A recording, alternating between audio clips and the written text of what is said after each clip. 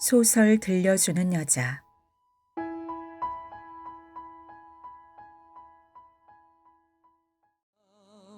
Where over the rainbow, way up high, there's a 폭우. 손봄이. 그녀의 남편은 전자제품 상점의 판매원이었는데 어느 날 손님이 없는 매장을 어슬렁거리다가 갑자기 넘어졌다. 그는 평소에도 익살스럽게 행동하는 걸 좋아했고 다른 사람들의 시선을 즐기는 편이었기 때문에 동료들은 그가 일부러 장난을 치는 거라고 생각했다.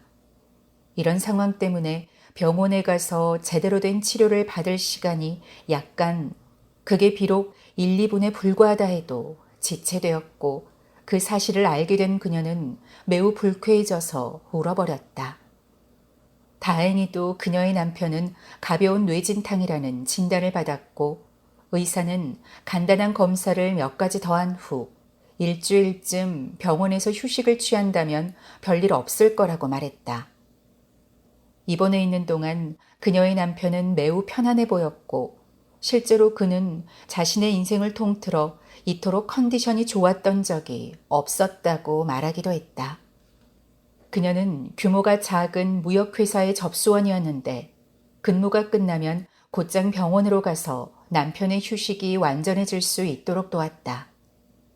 며칠 후 그녀의 남편은 퇴원하고 싶다는 의사를 밝혔고 결국 닷새째 되는 날 저녁에 그녀는 남편을 데리고 집으로 돌아왔다. 다음 날 그녀는 다른 날과 마찬가지로 농담을 던지며 쾌활한 모습으로 출근하는 남편을 보면서 어떤 감정들이 되살아나는 것을 느꼈다. 그날 저녁 일찍 퇴근해서 저녁 식사를 준비하던 그녀는 자신들의 결혼 생활을 되돌아보며 일종의 회한에 잠겼고 앞으로는 뭔가 달라질 것 같다는 막연한 기대에 사로잡혔다. 그들에게는 아주 약간의 여윳돈이 있었다. 어쩌면 그녀의 남편은 그 돈으로 전문대학에 입학할 수도 있다. 대학을 졸업한다면 지금보다 더 좋은 직장을 얻을 수 있을 것이다. 그들은 아이를 가질 수도 있다. 그녀는 남자아이를 원했다. 그날 저녁 내내 그녀는 조금 들뜬 상태였지만 문득문득 불길한 예감이 들 때가 있었다. 그러나 그녀는 그것을 대수롭지 않게 생각했다. 그 바람에 그녀는 이 이야기를 구성해내는 중요한 사건의 면면, 이를테면 그날 그녀의 남편은 장식용 아로마 향초를 몇 번이나 넘어뜨렸고 젓가락은 사용하지 않았으며 숟가락을 떨어뜨렸고 물컵도 2번 이상 놓쳤다. 는 보지 못했거나 혹은 보고도 못 본 척했다.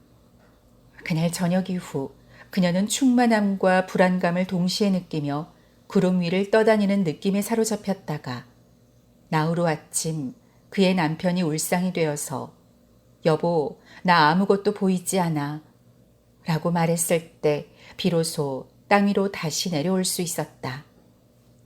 그들이 다시 병원을 찾았을 때 어떤 의사는 안구에 직접적인 이상이 있는 것은 아닙니다. 라는 문장으로 시작하는 딱딱하고 학술적인 말을 늘어놓았고 또 다른 의사는 일종의 스위치만 켜주면 시력이 돌아올 겁니다. 라는 문학적 비유를 곁들여 설명했다. 공통적으로 그 이야기들은 그들에게 끊임없이 희망을 불어넣어 주었다. 그리고 그것은 그가 2년 동안 3번의 수술을 받는 원동력이 되었다. 마지막 수술비를 마련하기 위해 더 작고 누추한 집으로 이사해야만 했고 어느 정도 빚을 져야만 했다. 남편이 3번째 마지막 수술을 받던 날 대기실에 있던 그녀는 마치 중요한 손님을 기다리는 사람 같았고 약간의 중압감을 느끼고 있었다. 그녀는 자주 자신의 낡은 스웨터의 소매로 콧물을 닦았다. 그러다가 대기실에 널브러져 있는 잡지들을 읽기 시작했다. 마치 무언가를 읽는 행위가 자신의 초라한 스웨터를 감춰주기라도 한다는 듯이. 하지만 불행하게도 거의 모든 잡지가 그녀에게 별 재미를 주지 못했고 어떤 것은 단 한 글자에도 집중할 수 없을 정도였다. 그 이유를 그녀의 심리 상태나 혹은 병원 대기실에 있는 잡지, 골프나 테니스를 다뤘거나 혹은 고전음악이나 발레, 라이프 스타일과 관련된 잡지가 그녀의 통속적인 취향과 몹시 동떨어져 있었던 것에서 찾을 수도 있겠지만 사실 그렇게 판단을 내리는 건 좀 부당한 측면이 있다. 왜냐하면 그곳에 있는 잡지들은 너무나 오래된 것들이기 때문이었다. 이 병원의 원장은 잡지를 사는 일을 쓸데없다고 여겨서 수년 전부터 금지한 상태였다. 그녀가 조금이나마 흥미를 느낄 수 있었던 건 블루슈라는 블루스 음악 전문 잡지였다. 이 잡지는 미국에서 1990년대에 발간된 것으로 한국에는 1994년과 1995년에 걸쳐 총 8권이 발간되었지만 수지가 맞지 않는다는 이유로 발간이 중지되었다. 그녀가 읽은 것은 1995년 여름호였다. 그녀는 블루스가 음악의 한 종류라는 것조차 몰랐고 그저 끈적끈적하고 야한 춤에 불과하다는 인식을 가지고 있었지만 그날 블루슈에서 읽은 어떤 블루스 음악의 노랫말을 오랜 후까지 기억했다. 나를 여기에 두지 말아요. 내가 중력을 이기고 날아오를 수 있게 도와주세요. 나는 그렇게 음탕한 여자가 아니랍니다. 잠시 후 레지던트가 수술이 끝났음을 알려주었고 집도이에게 더 자세한 이야기를 듣는 것이 좋겠으니 따라오라고 했다. 그녀는 읽던 잡지를 가방에 쑤셔 넣은 후 레지던트를 따라 좁은 복도를 천천히 걸어갔다.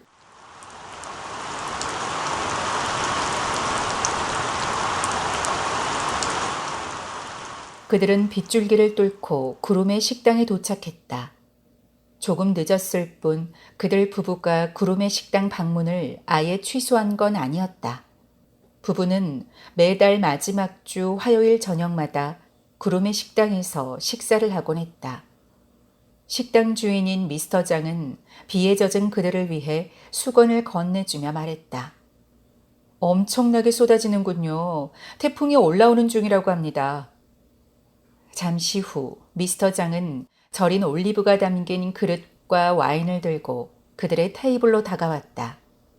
부부는 기숙사가 딸린 중학교로 진학한 아들을 집으로 데려오느냐 마느냐 하는 캐캐 묵은 주제로 이야기를 나누는 중이었다.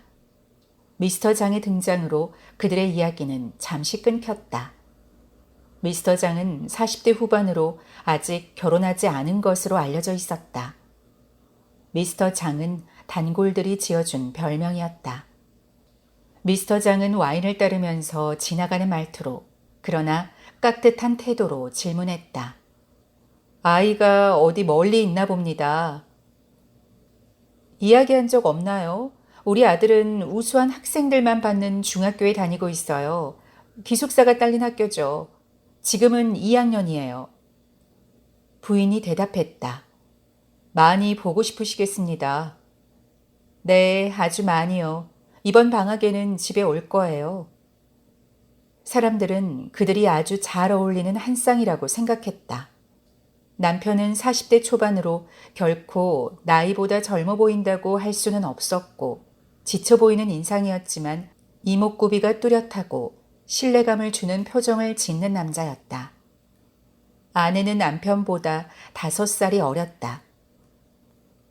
전형적인 미인은 아니었지만 얼굴을 보면 책이 빽빽하게 꽂힌 고급 원목 책장과 반들반들하게 닦인 값비싼 경첩 혹은 작지만 격식 있는 티테이블이 연상되는 여자였다. 미스터 장은 직업적인 호기심과 관찰력으로 그녀가 이번 방학에는 이라고 표현한 것을 알아차렸지만 역시 직업적인 감각으로 그것에 대해 질문해서는 안 된다는 것 또한 알고 있었다. 식당 문을 닫을 시간이 훌쩍 넘은 뒤에도 그들 부부는 이야기에 열중해 있었다. 자주 있는 일이었다. 때로 그는 격양된 몸짓을 보였고 그녀는 이따금씩 두 손으로 냅킨을 쥐어짰다. 직원들을 먼저 퇴근시킨 미스터 장은 그들에게 다가가서 물잔을 채워주었다.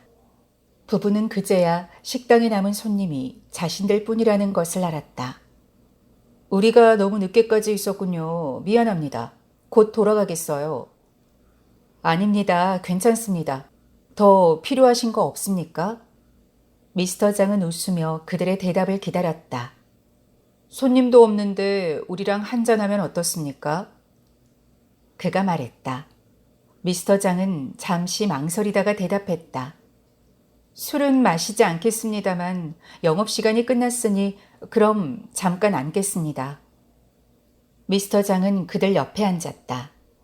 그녀가 입을 열었다. 난 어제 밤늦게까지 집에서 혼자 TV쇼를 하나 봤어요. 이는 어제 동료 교수들과 늦게까지 술을 마셨거든요. 그리고 무슨 대단한 비밀이라도 누설하는 듯 목소리를 낮추고 이인은 얼마 전에 전임 발령을 받았답니다. 라고 덧붙였다. 그가 멋쩍은 듯이 웃었다. 어쨌든 어제 유명한 여배우가 나왔는데 이름이 뭐더라? 얼마 전에 무슨 영화에도 출연한 여잔데 우체국의 편지를 훔치는 이야기였는데 여보, 혹시 그 영화 기억해요? 그는 잘 모르겠다는 듯 어깨를 으쓱거렸다. 그 여자는 이혼녀인데 말이에요. 자기 아이에게 집중력 장애가 있다는 거예요. ADHD 말이에요. 8살짜리 아이였는데. 요즘은 그런 애들이 워낙 많으니까. 그가 맞장구를 쳤다. 그런 이야기를 들으면 걱정되지 않습니까? 미스터 장이 물었다.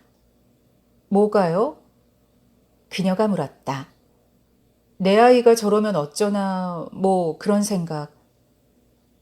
글쎄요. 우리 아들은 한 번도 우리 속을 썩인 적이 없어요. 공부도 잘하고 훌륭한 아들이죠. 그가 아내 쪽을 바라보며 말했다. 그녀는 남편의 말에 대꾸하지 않았고 대신 익살스러운 태도로 미스터 장에게 질문했다. 우선 결혼부터 하는 게 어떠세요? 전 이것저것 걱정이 많은 사람이라서 말입니다. 그녀가 웃으며 말을 받았다. 사장님은 그런 생각을 할 필요 없어요. 영리하신 분이니까요. 결혼을 하고 애를 낳으면 그 아이도 분명 머리가 좋을 거예요. 제가 영리한지 그렇지 않은지 부인이 어떻게 하십니까? 미스터 장이 약간 심술궂은 표정을 하고 물었다. 난 생긴 것만 봐도 그 사람이 영리한지 아닌지 알아요. 대학 다닐 때 정식으로 관상을 좀 배웠거든요. 남편과 결혼한 이유도 남편의 관상이 좋아서였는걸요. 그가 웃음을 터뜨렸고 미스터 장도 따라 웃었다. 여하튼 그 여배우가 말하기를 자기 애가 옆집에 혼자 사는 노인과 지나치게 친해졌다는 거예요.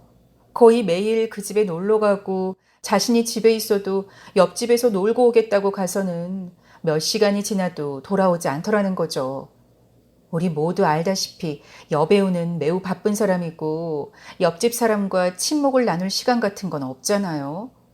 옆집 노인과 왕래는 없었지만 가끔 지나가다 본 노인의 모습이나 오고 가며 들은 사람들의 이야기로 판단했을 때 노인이 별로 마음에 들지 않았던 거죠. 위험하다는 생각을 했나 봐요. 그래서 옆집에 가서 자신의 아이와 어울리지 말아달라 부탁했다고 하더라고요. 좀 무례한 행동이지 않나요? 미스터 장은 고개를 끄덕였다. 하지만 남편은 되물었다. 여배우가 방송에 나와서 그런 이야기를 했단 말이야? 그렇다니까요. 그녀는 대답할 가치도 없다는 듯이 무성의하게 대답했다. 잠시 후 그들 부부가 계산을 하기 위해 일어났다. 어느새 비가 그쳤고 비냄새가 섞인 늦여름밤에 아련한 바람이 식당에 열어놓은 문을 통해 들어왔다. 미스터 장이 보기에 그들 부부의 표정은 어딘가 부자연스럽고 화가 난 것처럼 보였으며 또 얼마쯤은 슬퍼 보였다. 미스터 장은 차 쪽으로 걸어가는 부부의 뒷모습을 한참 바라보았다.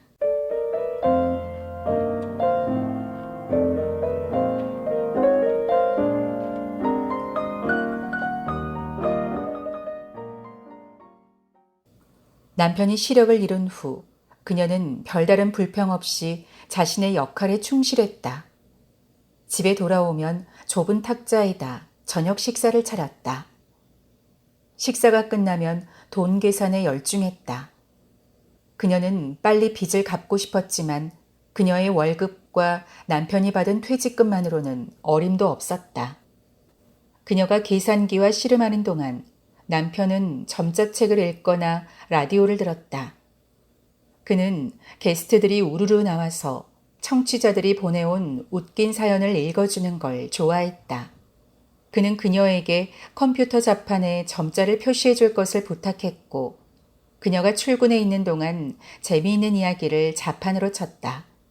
그리고 그녀가 돌아오면 출력해서 방송국으로 보내줄 것을 부탁했다. 그녀는 그것을 읽어본 적도 없었고 절반 정도는 방송국으로 보냈지만 나머지 절반은 잃어버렸다. 어쨌든 남편의 사연이 소개된 적은 단 한 번도 없었다. 어느 날 항상 듣던 채널이 지겹다고 생각한 그는 라디오 채널을 이리저리 돌리다 우연히 자신이 사는 구의 홍보 직원이 하는 이야기를 들었다.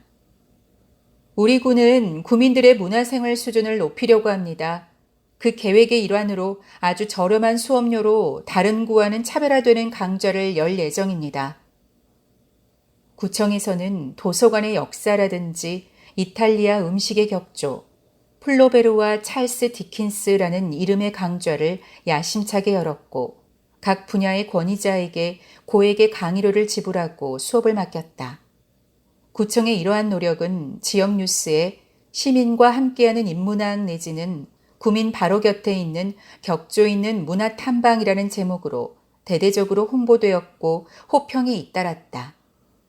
그는 아내에게 그 강좌에 대해 이야기해줬고 일주일에 한 번쯤은 이런 강좌를 들어도 좋을 것 같다고 말했다. 결국 그녀가 선택한 강좌는 미국의 대중음악이었다. 미국에 대해 좋은 인상을 가지고 있었고 남편이 시력을 잃은 후에는 라디오를 즐겨 들었기 때문에 대중음악에 대해서도 잘 알고 있었다. 매주 수요일 저녁이 되면 그녀는 자신의 유일한 외투를 걸치고 차가운 바람을 헤치며 집에서 2정거장 떨어진 구청까지 걸어갔다. 그녀는 강좌를 들으러 걸어가는 그 길과 강의실의 냄새, 네모 반듯한 책상, 그리고 항상 값비싼 캐시미어 코트를 걸치고 오는 강사를 좋아했다. 강사는 미국에서 대학과 대학원을 다녔다고 했으며 그에 걸맞게 미국의 대중음악뿐만 아니라 영화, 소설, 시, 연극에 대해서도 해박한 지식을 가지고 있었다.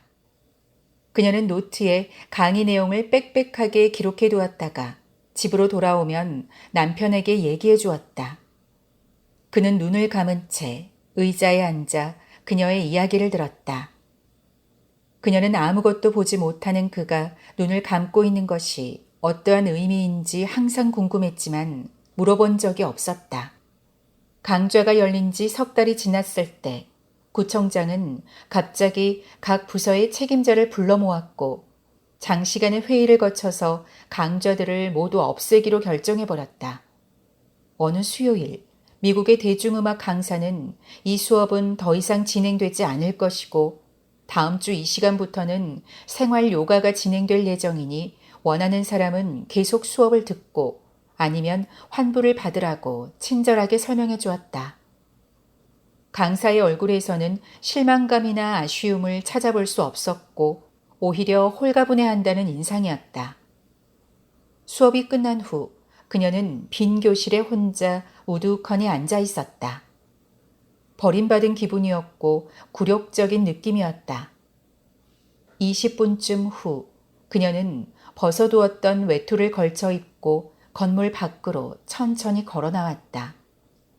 주차장을 통과해서 뒷문 쪽으로 나가면 훨씬 빨리 집에 도착할 수 있다는 것을 알고 있었기 때문에 그녀는 항상 그 길을 통해 집으로 가곤 했는데 미국의 대중음악 강사는 그녀가 건물 밖으로 나오던 그 시간에 주차장 한가운데에 서서 전화 통화를 하고 있었다.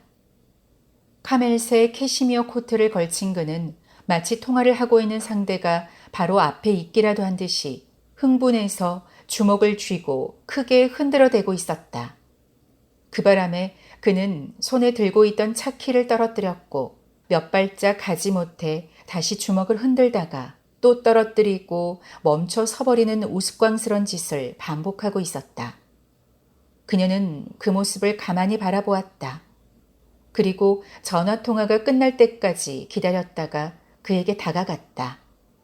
안녕하세요. 강사가 그녀를 알아보는 데까지는 약간의 시간이 필요했다. 저는 선생님의 미국의 대중음악을 듣던 학생이에요. 정말 선생님을 존경해요. 그녀는 강사가 자신을 알아보지 못할까봐 불안함을 느꼈고 그래서 강사가 안녕하세요 라고 인사했을 때 안도했다.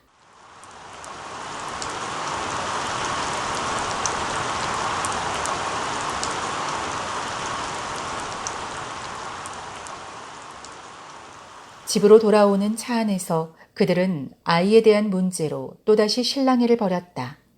아파트 주차장에 도착했을 때 아내는 차문을 소리나게 닫고는 집 안으로 들어가 버렸다.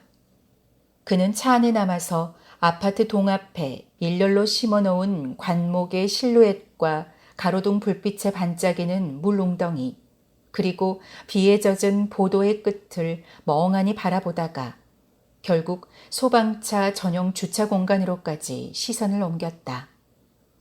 몇 년 전에 집에 불이 난 적이 있었다. 그가 연락을 받고 집에 도착했을 때 바로 저 자리에서 소방차 몇 대가 돌아갈 채비를 하는 중이었다. 누군가 물었다. 당신이 아이 아버지요? 당시 12살이었던 아들은 멀끔한 모습으로 옆집에 사는 할머니의 손을 꼭 잡고 있었다. 당시 그녀는 혼자 살고 있었는데 몇 년 전 남편이 심근경색으로 죽고 자녀들은 모두 결혼해서 따로 살고 있었다. 그녀는 가끔씩 그들 부부에게 급한 일이 생길 때마다 아들을 돌봐주곤 했다. 하지만 불이 났던 그날 밤은 아내가 아들과 함께 있기로 되어 있는 날이었다. 다행히 큰 불은 아니었어요. 옆집 할머니는 그에게 변명하듯 말했다. 화재 때문에 가장 많은 피해를 본 곳은 아들의 방이었다. 더 정확하게 말하면 그 방을 제외하고는 별 피해가 없었다. 아드님 방에서 불이 시작되었습니다. 소방대원은 그렇게 말했었다. 아들의 앨범이나 옷, 일기장, 상장과 성적표 같은 것들이 다 사라져버렸다. 글쎄, 자꾸 이 녀석이 집에 가 있겠다고 하지 뭐겠소. 자기도 다 컸다고 하도 고집을 부리기에 밥만 먹이고 집으로 보냈는데 이런 일이 생길지 누가 알았겠소. 할머니가 그에게 설명했다. 그는 아들에게 물었다. 엄마는 어디 갔어? 아이는 눈을 내리깔고 입술을 앙다문 채 고개를 흔들었다. 12살. 그는 그때 처음으로 이 아이가 성장하고 있다는 사실을 깨달았다. 차마 아들의 손을 잡아주거나 안아줄 수 없었다. 할머니가 미소를 지으며 그에게 말했다. 아이가 참 의젓해요. 그녀는 작년에 폐암으로 죽었다. 폐암 진단을 받고 난 후 1개월도 채 살지 못했다. 이제 그 집에는 그녀의 막내 아들 부부가 거주하고 있는데 그들과는 별로 왕래가 없었다. 화재가 일어난 후 그들 부부는, 아니 그들 가족은 화재에 대해 한마디도 하지 않았다. 다만 그는 가족과 좀 더 많은 시간을 보내려고 노력했다. 몇 달 후에 아이는 도시 외곽에 기숙사가 딸린 명문 사립중학교로 진학하고 싶다고 말했다. 학비가 비싸고 우수한 학생들만 들어갈 수 있는 곳이었다. 아이가 7살이 될 때까지 그들 가족은 미국에서 거주했기 때문에 아들은 또래보다 영어를 능숙하게 구사할 수 있었다. 부부는 아들을 적극적으로 지원해 주었다. 그 학교에 들어간다면 같은 재단의 고등학교에 입학할 수 있었고 그렇게 된다면 명문대 입학은 따놓은 당상이었다. 아들이 입학시험에 합격했을 때 부부는 부러움의 시선을 한몸에 받았다. 하지만 언제부터였을까? 아내는 아들을 멀리 보낸 것이 잘못된 선택이라고 말하기 시작했다. 그리고 틈만 나면 아들을 집으로 데려와서 근처의 중학교로 전학시켜야 한다고 주장했다. 그럴 때마다 그는 아들의 미래를 위해 거기에 두는 것이 올바른 일이라고 아내를 달랬고, 그러면 그녀는 또 그의 말에 수긍하곤 했다. 하지만 또 어떤 때 그들은 이 문제로 격렬하게 싸우기도 했다. 싸움이 있을 때마다 아내는 문을 탁 하고 닫고 어디론가 가버리곤 했다. 그들이 거실에서 싸우고 있었다면 그녀는 침실 문을 탁 닫고 방 안으로 들어가 버렸고, 방 안에서 싸우고 있었다면 다른 방으로 문을 탁 닫고 들어가 버렸으며, 차 안이라면 이런 식으로 차문을 탁 닫고 집 안으로 들어가 버렸다. 그는 문을 닫는 행위를 통해 아내가 이 사태를 다른 식으로 해석하고 싶어 하는 것이라고, 그러니까 단순히 화를 표현하는 것 이상의 의미가 있을지도 모른다고 생각했다. 그래도 그는 언제나 그 문을 다시 열었고, 그들이 그러니까 그와 아내가 닫힌 세계 속에 함께 있도록 만들었다. 잠시 후 그가 집으로 들어갔을 때 아내는 외출복 차림으로 멍하니 침실 화장대 앞에 앉아 있었다. 그 모습 때문에 그는 어떤 미국 소설을 생각해냈다. 한 남자가 오랜 실패 끝에 자신에게 남겨진 가장 큰 보물이 바로 아내라는 것을 깨닫게 된다는 이야기였다. 그는 뭔가 이상한 감정을 느꼈는데 그게 욕정이라는 것을 깨닫기까지 그리 오랜 시간이 걸리지는 않았다. 뭐가 잘못됐어? 아이가 왔다 갔어요. 빨랫거리를 가져다 놓았네요. 아들은 언젠가부터 집에 꼭 들러야 할 일이 있으면 그들이 없는 시간을 골라 몰래 왔다 가곤 했다. 그들은 그것을 어떤 식으로 받아들여야 할지 몰랐다. 잠시 동안 그들 부부는 아무 말도 하지 않으려고 했었다. 잠시 후 그녀는 어디론가 전화를 걸기 시작했다. 어디에 전화하는 거야? 하지만 그는 그녀가 어디로 전화를 거는지 알고 있었다. 전에도 몇 번 이런 일이 있었다. 마지막은 6개월 전이었다. 그녀는 그의 연구실로 불쑥 찾아와서는 아이를 데리러 가자고 했었다. 학교와는 이미 이야기가 끝났다고 말했다. 늘 그랬다. 하지만 그들은 단 한 번도 아이를 데리고 오지 못했다. 그는 수화기를 들고 있는 아내의 등을 바라보았다. 안 돼, 그러지 마. 우리가 이런 짓을 하면 할수록 걔는 우리를 더 싫어할 거야. 그녀는 전혀 상관하지 않았고 잠시 후 수화기를 내려놓더니 이렇게 말했다. 이상하네요. 전화를 받지 않아요. 일단 출발해야 할 것 같아요. 그리고 같이 갈 거죠? 라고 덧붙였다.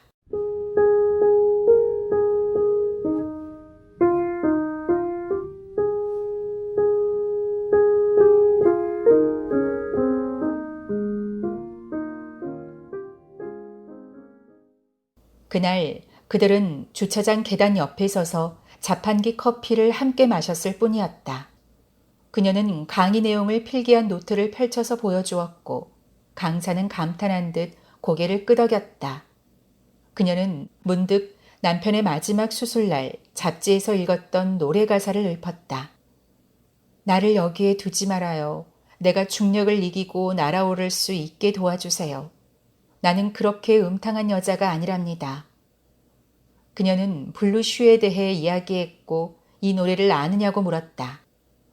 강사는 빈 종이컵의 바닥을 바라보면서 잡지에 제목이 함께 나와 있지 않았느냐고 되물었다. 그녀는 도통 기억이 나지 않았다. 죄송해요. 제가 기억력이 좋지 않아서요.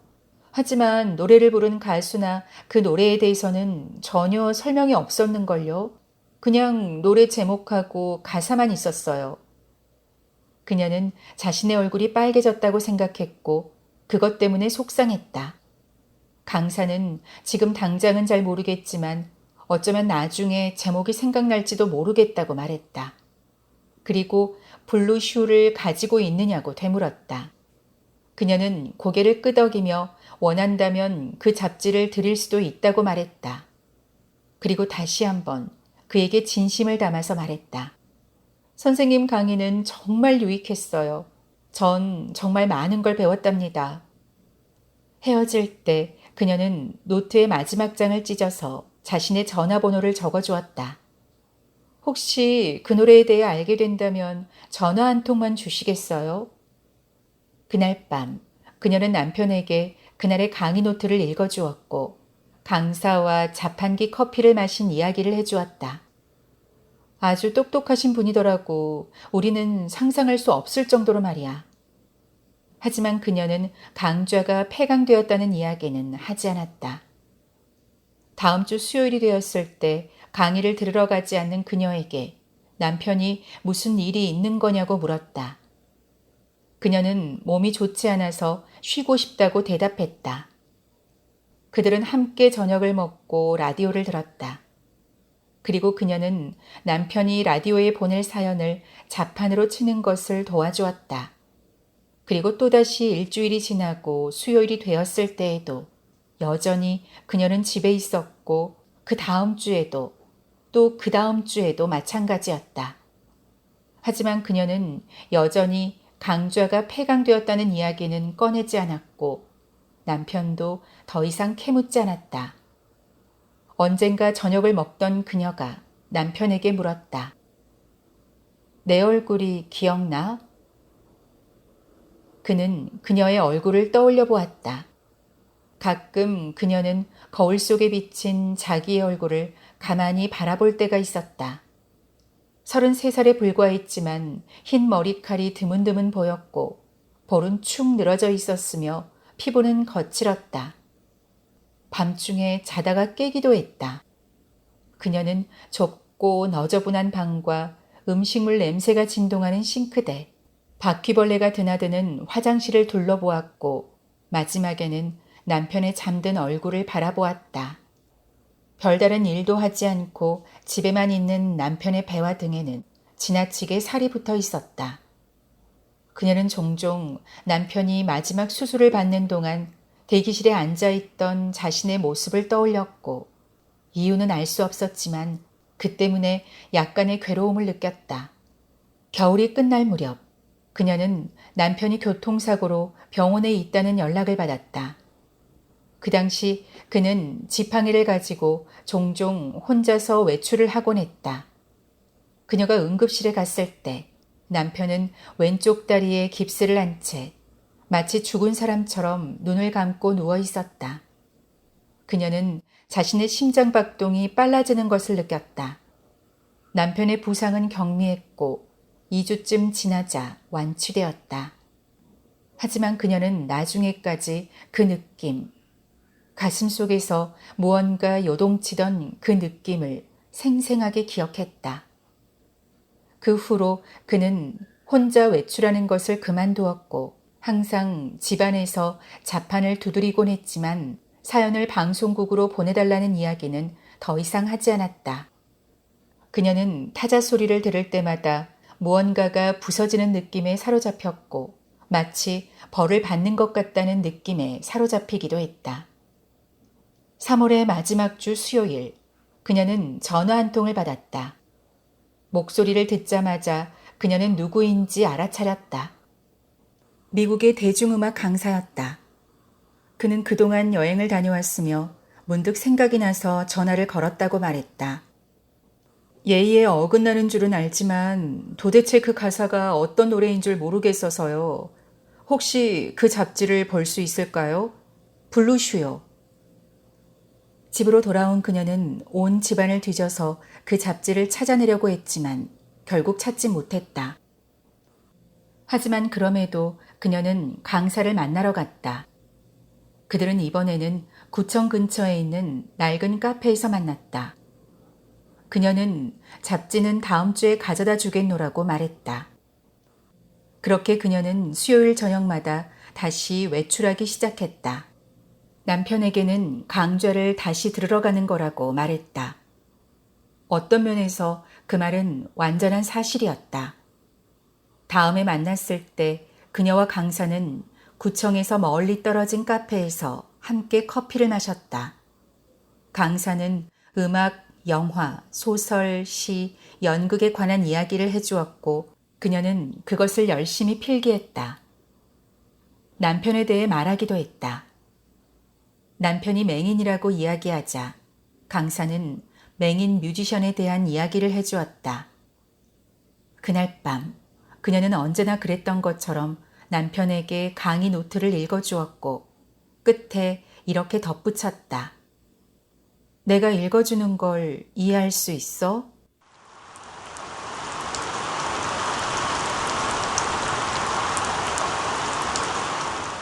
비가 다시 내리기 시작했다. 이전보다 훨씬 더 거세진 빗줄기가 차체를 때리는 소리가 차 안을 가득 메우고 있었다. 와이퍼가 쉴 새 없이 움직였지만 시야는 계속 흐려지기만 했다. 늦은 시간인데다 비까지 와서 외곽 고속도로는 한산했고 그것이 문득 그를 두렵게 만들었다. 아까부터 그의 아내는 입을 꾹 다문 채 운전을 하고 있었다. 그는 아내가 미친 짓을 하고 있다고 생각했지만 얘기를 꺼낼 엄두가 나지 않았다. 어떻게든 다시 집으로 돌아가야 했다. 걔는 집으로 돌아오려고 하지 않을 거야. 그가 이렇게 말했을 때 아내가 물었다. 왜 그렇게 확신해요?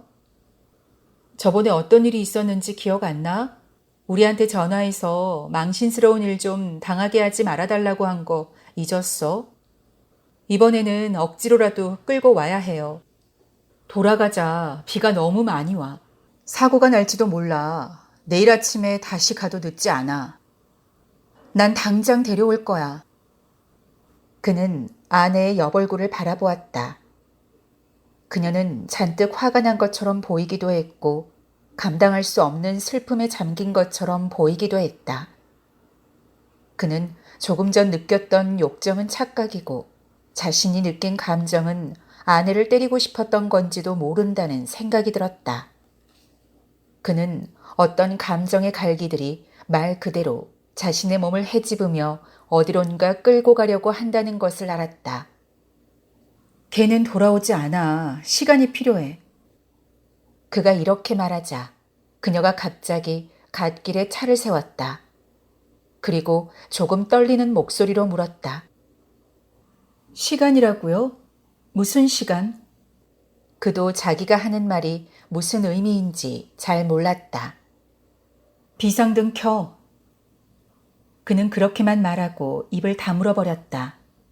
그 이야기를 하려면 어쩔 수 없이 화재가 났던 날 밤으로 돌아가야만 했다. 그는 그녀에게 그날 어디에 갔었느냐고, 왜 아이와 함께 있지 않았느냐고 물어야만 했다.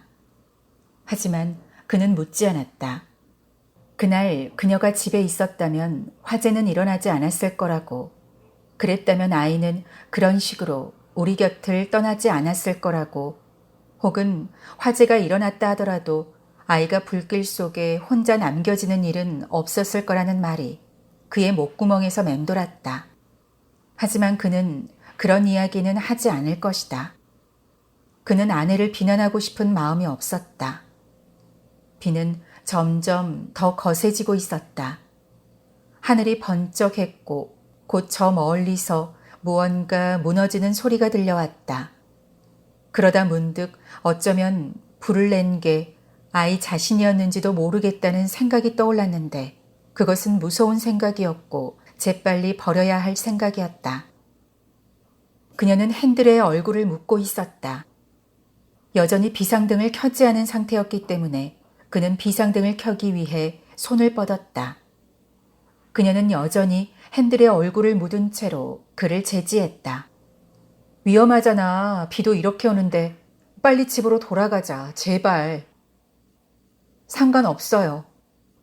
여보 제발 너무 위험해. 죽을 수도 있다고. 왜 내게 그날 불이 났던 날 밤 어디에 있었는지 묻지 않는 거죠? 그녀가 고개를 들고 그에게 물었다. 차 안은 깜깜했지만 가끔 도로 위를 지나는 다른 차들의 불빛이 비쳐들면서 순간적으로 기묘한 무늬가 만들어졌다가 사그라졌다. 그는 빗줄기가 창문을 때리는 소리 때문에 정신이 아득해지는 걸 느꼈다. 당신을 보호하려고 그랬어. 나를 보호하려고요? 무엇으로부터요? 그는 뭐라고 대답해야 할지 몰라 머뭇거렸다. 그녀가 다시 물었다. 당신의 부정으로부터요?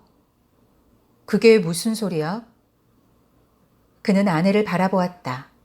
무슨 생각을 하는지 알 수 없었다. 그게 무슨 소리야? 그는 다시 한번 물었다.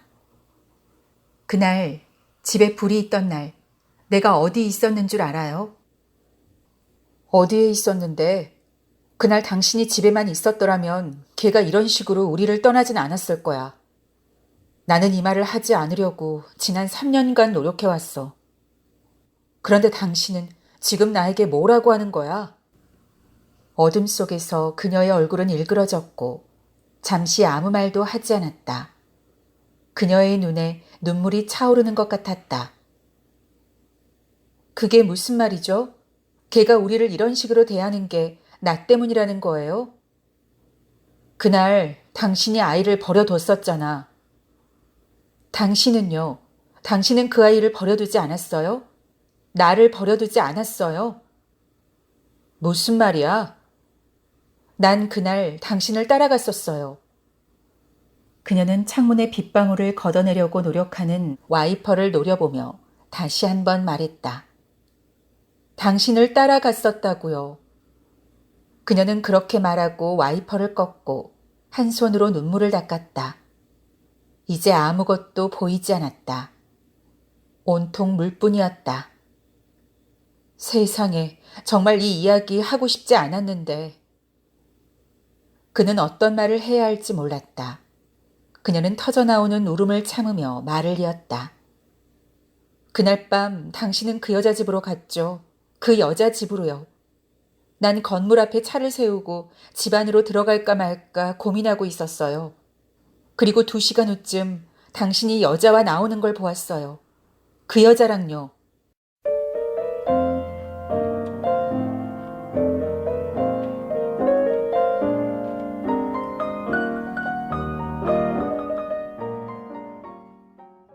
강사를 집으로 초대하자는 이야기를 꺼낸 것은 그녀의 남편이었다. 똑똑한 선생님의 이야기를 나도 직접 듣고 싶다고. 그녀는 가난하고 초라한 생활을 강사에게 보여주고 싶은 마음이 조금도 없었다. 하지만 불행하게도 그녀의 남편은 이 일을 아주 용의주도하고 섬세하게 다뤘다. 그는 직접 강사에게 전화를 걸었다. 그리고 강사가 초대에 응할 때까지 아주 끈질기지만 한편으로는 예의 바르게 굴면서 결국 승낙을 받아냈다. 그녀는 남편이 아주 잔인하게 굴고 싶어 한다는 걸 알았고 어떻게든 이 약속을 취소시키고 싶었지만 결국은 체념하고 말았다. 그녀는 집을 깨끗이 정리하고 집안 구석구석에 살충제를 뿌렸으며 음식물 쓰레기도 내다 버렸다. 그녀의 남편은 그녀가 그런 일을 처리하는 동안 손 하나도 까딱하지 않았고 그저 라디오에서 들려오는 웃긴 이야기에 귀를 기울이고 또 무언가를 자판으로 쳤을 뿐이었다. 그녀는 꽃집에서 사온 제라늄 화분 몇 개를 선반 위에 올려놓았다. 그녀는 선반과 벽 사이에서 블루 슈를 발견했지만 그것을 다시 쑤셔 넣어버렸다. 저녁 식사를 준비하던 그녀는 남편이 매장에서 쓰러져 입원했다가 퇴원했던 때 남편을 위해서 요리를 하던 일이 떠올랐지만 타자 소리 때문에 그 생각을 그만두었다. 그날 저녁 강사는 그들의 집으로 왔다. 나중에 이 방문에 대해 무언가 말하도록 아내에게 강요받았을 때 그가 맨 먼저 떠올린 것은 냄새였다. 불쾌하고 기묘한 냄새. 식사를 하기 전에 그들은 비좁은 탁자에 둘러앉아서 강사가 선물로 가지고 온 CD 몇 장을 차례로 들었다. 스티비 원더나 다이앤 슈어, 레이 찰스 같은 맹인 뮤지션의 CD였다. 여보, 이 뮤지션들은 모두 눈이 먼 사람들이야. 그녀가 남편에게 말했지만 남편은 아무런 대꾸도 하지 않았다. 그들이 마지막으로 들은 것은 중력에 맞서서라는 노래였다. 맹인 뮤지션의 곡은 아니었고 위키드라는 뮤지컬에 삽입된 노래였다. 강사는 친절하게도 가사를 번역해 주었다. 아주 아름다운 가사예요. 한계를 인정하는 건 지쳤어요. 남들이 말했다고 해서 받아들이진 않을 거예요. 내가 바꿀 수 없는 것도 있지만 내가 해볼 때까진 절대 모르는 거예요. 차라리 중력에 맞서겠어요. 난 중력에 맞설 거야. 작별 인사를 해줘요. 당신은 날 끌어내리지 못할 거예요. 그리고 이렇게 덧붙였다. 그때 말씀하신 가사와 아주 비슷하죠? 음악을 듣는 동안 그녀의 남편은 눈을 감고 있었다. 그녀가 남편에게 물었다. 여보, 뭘 듣고 있어? 그녀의 남편이 대답했다. 노래를 듣고 있잖아. 그들은 중력에 맞서서를 리플레이 시켰고 그녀는 준비해 놓은 음식을 탁자로 가지고 왔다. 그녀는 강사가 식사하던 도중 남편의 모습을 뚫어지게 바라보는 것을 알고 있었지만 아무런 말도 하지 않았다. 그렇게 쳐다보지 마세요. 그녀의 남편이 불쑥 말했다. 그녀가 뭐라고 말하기도 전에 남편이 먼저 입을 열었다. 선생님은 어떻게 그렇게 똑똑할 수 있습니까? 어떻게 그렇게 모르는 것이 없습니까? 저에게도 좀 알려주세요. 그녀의 남편은 숟가락을 탁자 위에 올려두고 깍지를 끼고 그 위에 턱을 받쳤다. 아무것도 보이지 않는다는 것이 확실했지만 그는 마치 무언가 보인다는 듯이 행동하고 있었다. 그녀는 그런 남편을 보자 그가 교통사고를 당했을 때 죽은 사람처럼 눈을 감고 누워 있었던 모습이 떠올랐고 그때 느꼈던 감정들이 다시 한번 자신에게 되돌아오는 것을 느꼈다. 전 똑똑한 사람이 아닙니다. 이 세상엔 저보다 똑똑한 사람들이 훨씬 많아요. 그렇겠죠. 제가 아무리 재미있는 이야기를 라디오에 보낸다 한들 그보다 더 재미있는 이야기들이 이 세상에 널리고 널렸다는 것과 마찬가지 이치이겠죠. 어떤 이야기들을 보내셨습니까? 웃기는 이야기들이죠. 좀 들려주실 수 있으십니까? 그녀는 옆에서 고개를 절레절레 흔들고 있었다. 원하신다면 그녀의 남편은 자신의 웃기는 이야기를 시작했다. 하지만 그날 밤 저녁 식사가 놓인 작은 탁자에 둘러앉은 사람들은 아무도 웃지 않았다. 잠시 후에 강사는 전화를 한 통 받았고 곧 집으로 돌아갔다. 그녀는 바깥까지 그를 배웅하러 나갔고 그의 차가 떠나는 것을 보았다. 그녀는 저 멀리 사라져가는 차의 뒷공무니를 보면서 지난 몇 년간의 일이 자신에게 어떤 의미가 있는지에 대해 생각해 보았다. 집으로 돌아왔을 때 그녀의 남편은 중력에 맞서서를 들으며 자판을 치고 있었다. 그녀는 CD 플레이어를 꺼버렸다. 그리고 남편에게 말했다. 그분은 어쩌면 그렇게 모르는 게 없을까? 아내분도 아주 공부를 오래 하신 분이래. 아들이 한 명 있는데 아들도 아주 똑똑하대. 그리고 이렇게 덧붙였다. 여보, 우리가 아이를 낳으면 아이는 똑똑할 수 있을까? 그럴 수 있을까? 아마 우리는 그렇게 똑똑한 아이는 낳을 수 없을 거야. 그렇겠지? 왜냐하면 우리는 멍청하니까. 그녀는 남편의 눈이 먼 것도 그들이 아이를 낳을 수 없는 형편인 것도 그리고 그 밖에 그들이 겪고 있는 불행의 모든 원인이 오로지 그들의 멍청함 때문이라는 것을 깨달았으며 그것이 그들이 가지고 있고 또 앞으로 가질 수밖에 없는 인생의 한 부분이라는 것도 깨달았다. 하지만 그녀가 그런 생각을 하거나 말거나 그녀의 남편은 계속 자판만 치고 있었다.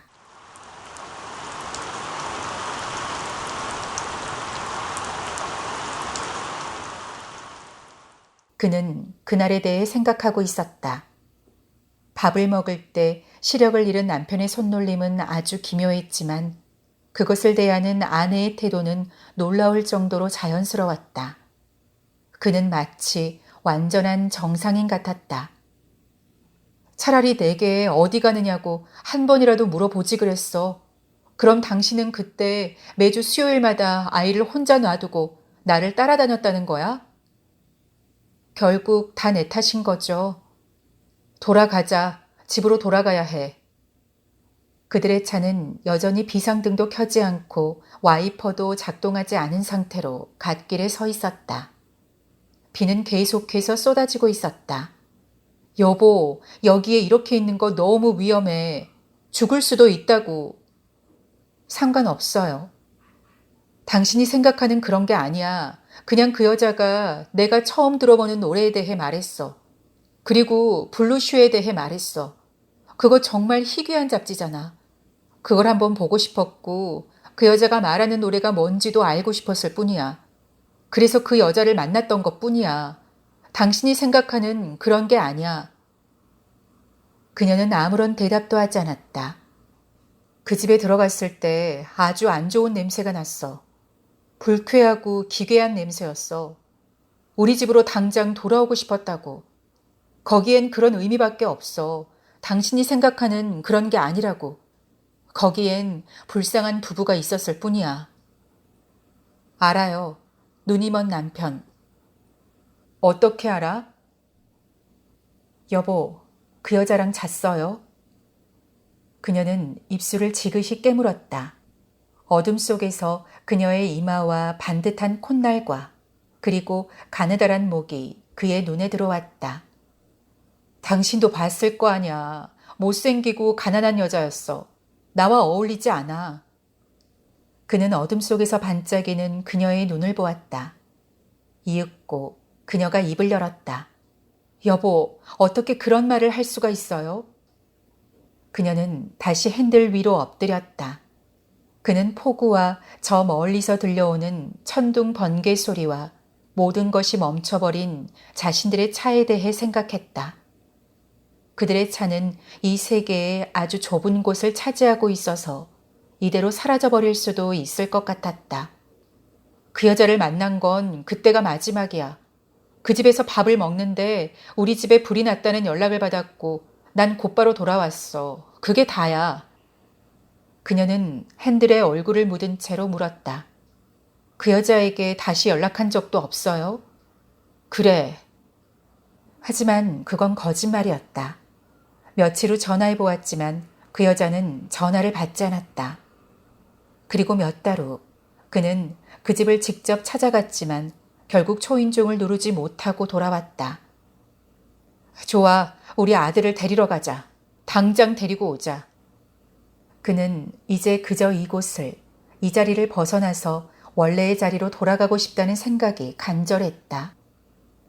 하지만 그녀는 차를 출발시키지 않았다. 그는 어쩌면 지금이야말로 그녀를 정말로 때려야 하는 순간인지도 모른다고 생각했다. 그때 그녀가 말했다. 그 애는 우리에게 돌아오지 않을 거예요. 나도 알고 당신도 알고 있죠. 우리는 그 애를 영영 잃어버렸어요.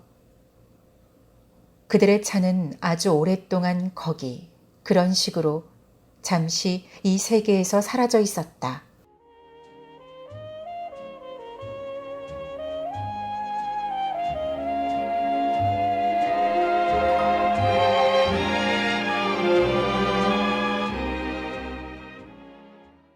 부부가 돌아간 뒤 미스터 장은 테이블을 정리하기 시작했다. 우선 부부가 먹은 디저트 접시, 와인잔, 포크와 스푼 등을 주방으로 가져가서 싱크대에 넣어두었다. 식탁볼을 걷어냈고 새로운 식탁볼을 덮고 빳빳해질 수 있도록 분무기로 물을 좀 뿌려두었다. 그리고 모양을 만들어 놓은 새 냅킨을 세워두었다. 마지막으로 그들이 앉았던 의자를 테이블 안으로 잘 밀어 넣었다.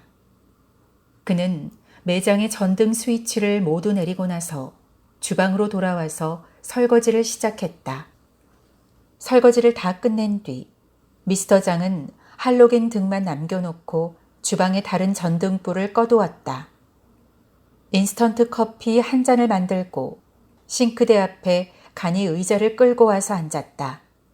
비가 쏟아지고 있었고 간간히 천둥 번개가 치고 있었다.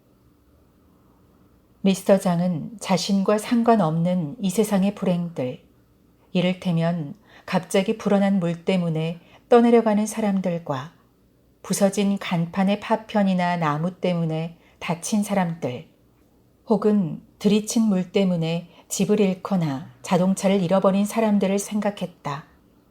또한 이 시간에도 어디선가 일어나고 있을 범죄와 아이를 잃어버린 부모, 부모를 잃어버린 아이, 병으로 쓸쓸하게 죽어가는 사람들, 원치 않은 아이를 낳고 있는 여자들에 대해서도 생각했다. 그리고 폭우 속에서 슬픔과 분노 때문에 멈춰버린 사람들에 대해 생각했다. 미스터 장은 인스턴트 커피를 한 모금 마셨고 자신이 누리고 있는 이 평안한 삶에 깊이 감사했다.